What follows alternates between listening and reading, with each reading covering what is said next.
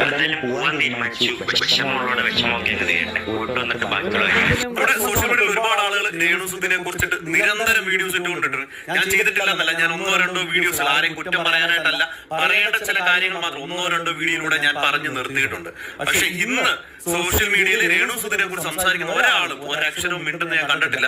അവർക്ക് വേറെ കോണ്ടന്റ് കിട്ടി അവർ പോയി. പക്ഷെ ഇതിപ്പോ കിച്ചു പറഞ്ഞ ഈ ഒരു കാര്യത്തിൽ എനിക്ക് ചെറിയൊരു എതിർപ്പുള്ളതുകൊണ്ടാണ് ഞാൻ ഇങ്ങനെ ഒരു വീഡിയോ ചെയ്യുന്നത്. കൊല്ലം സുധിയുടെ മകനായിട്ടുള്ള കിച്ചു, ഞാൻ രേണുസുധിയുടെ മകൻ എന്ന് പറയുന്നില്ല. രേണുസുധി രണ്ടാനമ്മയാണ്. അവരുമായിട്ട് നിങ്ങൾക്ക് മാനസികമായിട്ട് പ്രശ്നങ്ങൾ ഉണ്ടാകാൻ കാര്യങ്ങളെല്ലാം തന്നെ ഉണ്ടാവും. പക്ഷേ ഈ സോഷ്യൽ മീഡിയയിൽ ഇപ്പൊ വന്നേച്ച് ഞാൻ ചെന്നില്ല എന്ന് ആരെയും ബോധിപ്പിക്കാൻ പറയുന്ന പോലെ, അല്ല ഒരു പുച്ഛത്തോടെ പറയുന്ന പോലെ എനിക്ക് ഫീൽ ചെയ്തുകൊണ്ട് മാത്രമാണ് ഞാനിത് പറയുന്നത്.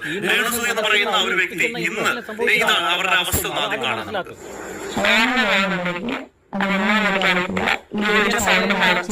ഇവര് പൊട്ടിത്തെറിക്കുന്ന കാണാം.